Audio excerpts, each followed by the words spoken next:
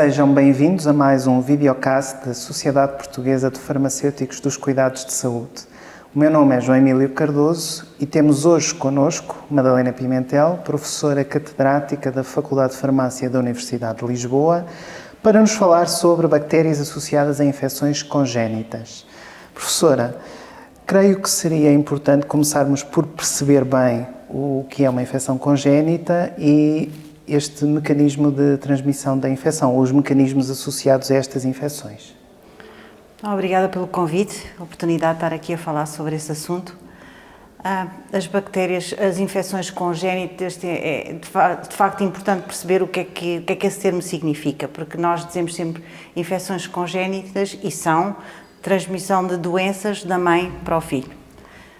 Neste contexto também é preciso perceber qual é que é, quando nós falamos ou pensarmos que tipo de micro-organismos é que temos associados a este tipo de infecções, mas temos que separá-los em grupos, dependendo da forma como é que estes agentes chegam ao feto.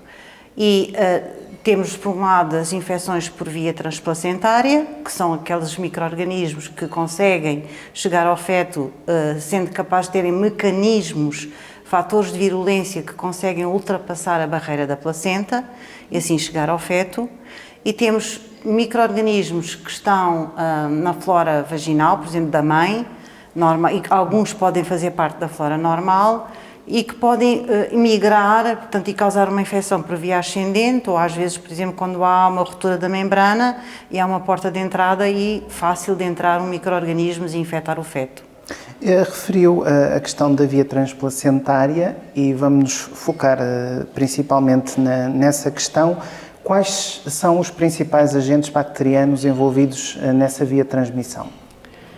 Relativamente às bactérias que às vezes nós falamos que estão associadas a infecções na mãe, não é? Portanto, para haver uma infecção do feto tem que haver infecção na mãe, mas estas que conseguem transpor a barreira placentária, numa das bactérias com evidência e com frequência de causarem infecções congénitas, temos o caso do Treponema pallidum, que é o agente responsável pela sífilis, e a Listeria monocytogenes, que é responsável por aquilo que nós chamamos a listeriose. Estas duas bactérias, no mundo de bactérias que podem causar infecções na mãe, são aquelas que conseguem, portanto, disseminar-se pela corrente sanguínea, portanto tem que haver uma difusão desde o local da porta de entrada até ao órgão, portanto até à placenta e ultrapassar a barreira placentária. Portanto, no caso da sífilis, a porta de entrada, a via é sexual, naturalmente, e no caso da listeriose, a porta de entrada é as células de intestino, portanto, porque resulta do consumo de alimentos contaminados com o agente patogénico, a Listeria monocytogenes. E neste caso, estas infecções, estamos a falar de infecções. Quando nós apresentamos o tema, parece um tema de nicho, mas na verdade estas infecções têm uma prevalência muito significativa na população, não é? A sífilis, durante muitos anos, andou com valores mais ou menos tranquilos. Nos últimos anos, e em particular nos Estados Unidos, e portanto eu estou a falar de dados que temos ou do CDC ou do SCDC, portanto na Europa, observa-se nos Estados Unidos, enquanto que na Europa houve ali uns picos, principalmente no tempo da pandemia, em que houve um aumento da infecção, mas agora os dados do último ano voltaram a descer. Nos Estados Unidos os valores estão a aumentar de uma forma preocupante. Portanto, tem haver um aumento, também tem-se associado muito isso aos efeitos migratórios, portanto, à falta de acompanhamento, sendo uma doença que é tratável e, portanto, que pode chegar à parte congénita, portanto, se houver uma intervenção na mãe precoce, não chegamos a esse ponto, portanto, pensa-se que é a falta de intervenção e de acompanhamento da grávida no início que tem dado origem a esse aumento. Portanto, nos últimos 10 anos foi um aumento muito significativo. E pegando nesses aspectos que referiu agora, torna-se muito importante, até porque temos farmacêuticos na área laboratorial, do diagnóstico laboratorial, que essa dimensão do diagnóstico laboratorial seja bem conhecida pelos farmacêuticos, até porque depois também vai de alguma forma, confirmar diagnósticos e condicionar a terapêutica que depois é prescrita e em que depois entram os farmacêuticos da área do medicamento.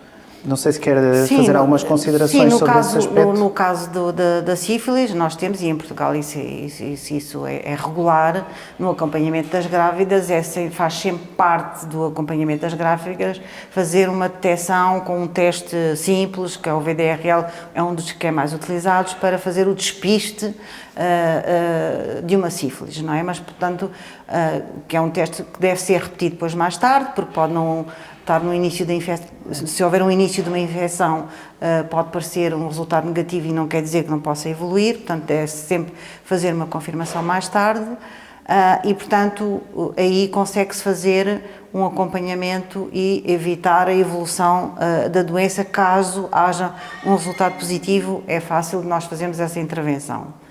No caso da listéria, é mais difícil, não há a esse ponto de testes para nós prevenirmos a infecção na grávida, porque ela é transmitida através dos alimentos. Portanto, nós consumimos a listéria e, portanto, diagnóstico, que prevenção é que podemos fazer? Aí a prevenção é só ao nível de evitar que as grávidas consumam alimentos que transmitam a bactéria.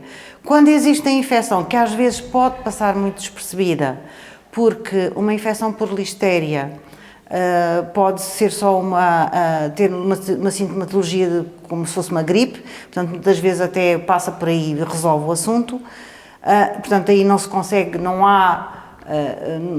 o clínico não consegue estar alerta para que aqueles sinais possam ser uma listéria, portanto, não vamos todos estar a pensar que cada vez que alguém tem uma gripe pode ser uma infecção por listéria, não é? Mas quando houver a evolução para a infecção, isso, o diagnóstico que se faz é um diagnóstico cultural do isolamento de uma bactéria, como qualquer outra infecção. E em termos de terapêutica, estamos a falar, portanto, de antibióticos. Sim, antibiótico, portanto, quer para o caso da sífilis, o antibiótico mais recomendado, que ainda continua a ser a penicilina, desde há muitos anos. No caso da listéria, também pode ser tratada com uma amoxicilina, uma ampicilina, que também tem a vantagem de passar a barreira placentária e, portanto, têm sido os antibióticos de primeira escolha para o tratamento da listeriose. E então, professora, uma mensagem final para que levamos como farmacêuticos, para levarmos para casa e para a nossa prática profissional sobre este tema, que afinal tem muita relevância ou pode ter muita relevância na prática farmacêutica.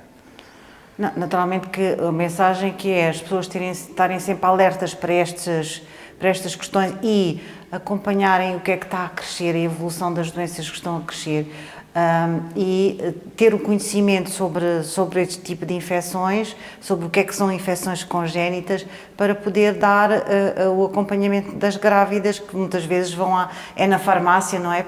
Em alguns locais, como todos sabemos, é o primeiro ponto de contacto com alguém que consegue dar alguma informação sobre o assunto, é perceber o que é que, ou se as pessoas têm sinais, saber ouvir e saber estar alerta, como é que nós podemos interpretar os testes, porque às vezes as pessoas também levam muitas vezes os resultados das análises à farmácia, tem aqui um VDRL que tem um valor, está na fronteira, o que é que me pode dizer? Portanto, é sempre sabermos esclarecer, saber o que é o significado do teste.